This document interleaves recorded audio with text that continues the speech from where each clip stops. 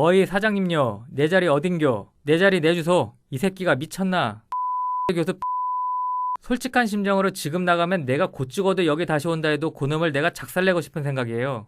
갑작스레 두 분이 면회 오셔가지고 여자분이 부연출이라 그러시더라고요.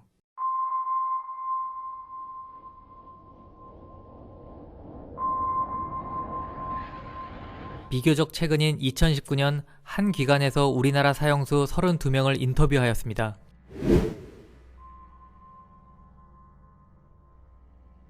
인터뷰에 응한 교정 공무원들은 경제적으로 어려움을 느끼는 사형수들이 많다고 인식하고 있습니다. 가족관계가 단절되어 외부의 경제적 지원이 없는 사형수들의 경우 필요한 물품을 구입하기 어려운 경우가 많기 때문입니다. 물론 종교적 기반을 가지고 있는 교화위원들의 일부 지원이 있기는 하지만 현실적으로 많은 어려움을 느낄 수밖에 없다고 생각하였습니다. 이 같은 경제적 어려움은 과거에 비해 최근에 더 두드러진다고 생각하는 교도관도 있었습니다. 과거에는 다른 미결수들과 함께 수용되었을 경우 이른바 최고수라고 하면 공용 물품을 구입하는 과정에서 비용 지급을 면제해주는 암묵적인 관행이 있었다고 하는데 최근에는 이러한 관행이 없기 때문에 예전의 사형수들보다 더 많은 어려움을 느끼게 되었다는 것입니다. 옛날에는 최고수라 하면은 좀 먹고 들어가는 건데 요즘은 또 안 그래요. 옛날에 뭐 조직폭력배라고 하면 형님 하고 하는데 솔직히 여기도 어차피 돈이거든요. 뭐 조직폭력배라 해도 인사하는 사람이 없어요. 조폭이라고 하는데 옛날에는 뭐 닭이라든지 먹을 거 먹이고 인사받고 했는데 요즘 수용자들은 교활합니다. 접견 많이 오는 방에 있으면 접견물이라든지 구매물이라든지 많이 들어오는데 어떤 방에 가면 자기 돈으로 쓰면서 또 일도 하면서 없는 거 챙겨야 되거든요. 그러면 이게 몸이 추운 겁니다. 마음도 추워지고 다른 거 할 의욕도 없어지고. 교정 공무원들의 시각에서 사형수들이 다른 미결수와 함께 수용되는 경우 여러 가지 관계의 어려움을 느끼고 있다고 생각하였습니다. 미결수들은 재판의 결과에 따라서 석방되거나 다른 교도소로 이감가게 되어 한 곳에서 오래 지낼 필요가 없는 상황인 것입니다. 따라서 지속적인 인간관계를 맺고 관계를 개선해 나가기보다는 단기간에 자기 이익에 따라서 관계가 좌우되게 되고 이러한 현실에서 여러 가지 갈등 상황이 발생할 수 있다는 것입니다. 어떤 일이 있었냐면 같은 경우는 그 방에 조금 젊은 애가 있었어요. 깡패도 아니고 뭐 그런 게 하나 있었는데 90 몇 년생이 하나 있었는데 들어오자마자 어이 사장님요, 여기 내 자리 어딘겨?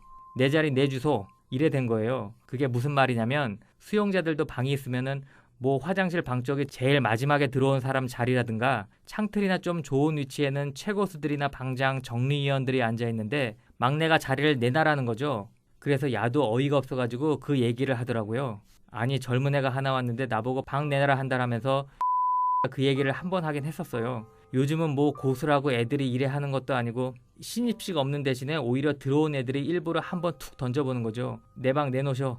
이런 식으로 몇 방 있어요. 그래서 이 사람은 나이가 60 넘었는데 이 새끼가 미쳤나 이래 된 거죠. 아들뻘도 안 되는 게 어이가 좀 없어가지고 그런 일이 있었거든요. 기결사동은 사정이 좀 다를 수가 있어요. 기결사동에 있으면 추력을 해버리고 사람이 많이 안 바뀌는데 미결은 계속 자주 바뀌니까 어떤 사람이 올지 모르거든요. 그래서 최고수를 인정해줄 수 있는 사람이 올 수도 있지만은 아닌 사람도 있는 거죠.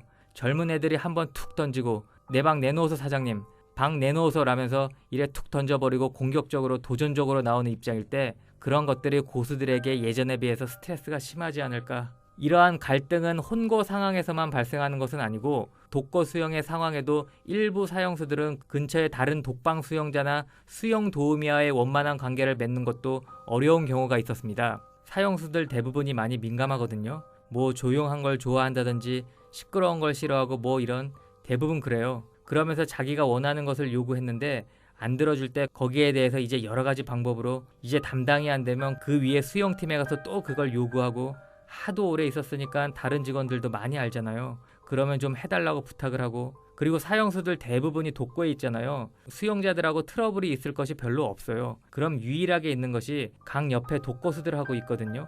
그 애들하고 같이 잘 지내면 상관없는데 까칠까칠하니까 좀 마음이 안 맞잖아요. 옆에서 코를 곤다든지 뭐 시끄럽게 한다든지 여러 가지 자기한테 이익되지 않는 것을 자꾸 이렇게 시키면 같이 있기 싫어요. 다른 데 좀 보내주세요. 이렇게 막 배방을 요구해요. 수용자들은 그런 권리가 없거든요. 배방 권리는 당연히 우리 담당인데 내가 제 옆에 있으면 사고 날 것 같고 내가 마음 같으면 죽이고 싶다. 심지어 이런 말까지 해요. 막 눈물로 호소하는 애가 있고 아니면 나 인자 사형수다 하면서 강력하게 내가 이렇게 이 행동을 해도 뭐 난 상관없다 이렇게 하는 애도 있고, 여러 가지 행동 방법은 다른데 같은 거는 자기가 1%도 피해보기 싫은 거죠. 아, 나는 누리고 싶다 이런 거에 대해서는 다 똑같아요. 그래서 약간 좀 예민합니다. 자기한테 조금이라도 처우를 잘못한다든지 안 해준다 하면 엄청나게 크게 반응을 해요. 또 귀도 엄청나게 밝아가지고 다 들어요. 이래보면 엄청 신기해요. 그런 애들 보면. 교정 공무원들이 생각하기에 언론에서 강력 사건을 보도하거나 사형수와 관련된 부정적인 보도를 하게 되면 사형수들이 민감하게 반응하여 수용 분위기가 나빠지는 경우가 있었습니다. 언론에 신문에 대형 사고 이런 거 나오면 그때 방 자체는 분위기가 좀 많이 다운되죠. 얘네들이 가장 두려워하는 것은 밖에서 대형 사고가 나면 그렇게 화를 내요. 짜증을 내요. 그 정권 때 사형을 할 거냐 안 할 거냐 이런 거를 토론하잖아요. 큰 사건 터졌을 때 사형해야 된다 이런 거는 민감해하는 것 같기는 해요. 이런 큰 사건이 있었으니까, 정권이 바뀌었으니까 사형을 시키지 않을까. 본인들도 사형 집행 안 될 거라는 건 알고 있는데 그런 거가 언급되는 게 책을 통해 자신의 명예가 훼손되고 가족들이 고통받게 되었다고 주장하는 사형수도 있었습니다. 한 사형수는 자신의 범행으로 가족들이 고통받는 것이 마음 아프냐는 질문에 그렇죠. 뭐 때문에 나 때문에 고통을 받아야 되죠? 그건 아니잖아요. 나야 내가 죄를 지었기 때문에 아무 상관없어요. 근데 죄 지은 사람들은 아니잖아요. 이 내 가 그놈의 새끼가 나에 대해 취재도 않고 자기 상상으로 책을 썼더만요. 그런 책을 쓴 건 난 이해가 안 가더만요. 그것 때문에 식구들이 얼마나 고통받았겠습니까? 이름도 다 실명으로 나가고, 이름이 실명으로 안 나갔으면 좀 괜찮아요. 나한테 취재라도 해가지고 무슨 얘기라도 한마디라도 받아갖고 가져가서 글 썼으면 이해가 가요. 아무 취재도 안 했어요. 와갖고 수사 접견한다고 합디다. 내가 거절했어요. 그렇더만은 몇 달 뒤에 책이 나왔더만요. 교수 살인 저기 해가지고 책에 나왔더라고요. 그게 가당해요? 내 몸에 문신이 있네 뭐 했네 뭐 이래갖고 썼더만요. 내가 한번 보여줄까요? 그림 하나 있어요 없어요? 이 여기 화상 흉터 없어요. 뭐 화상이 있네 문신이 있네 이런 식으로 쓰고 아무 근거 없는 책을 써놨어요. 이렇게 아니 자기 상상을 해갖고 책을 쓴다는 것이 그게 가당이나 해요?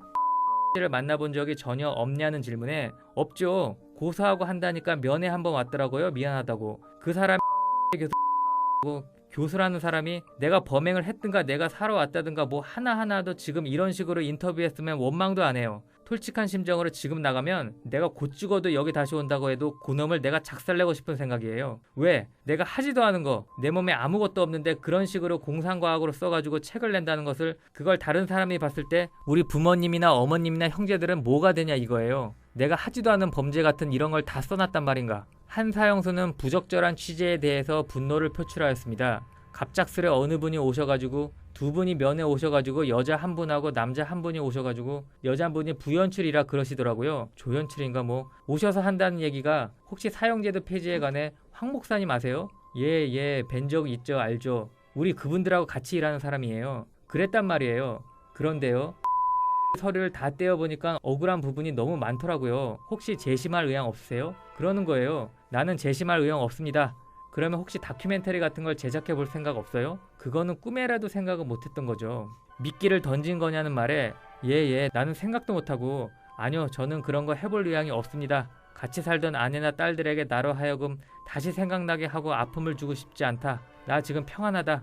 이렇게 말한 거예요. 그거를 앞에 저를 싹 잘라먹고 맨 뒤에 평안하다. 이것만 딱 내보냈다는 거예요. 어떻게 네가 평안하냐? 네가 제주도 들어와서 살면서 평안하냐? 말도 안 되는 소리. 너 살려고 마누라 새끼들 뻥뻥 죽이려고 하느냐? 아니, 나는 알지도 못했는데 그게 방송으로 나왔다고? 뭔 소리를 하고 있는 거야?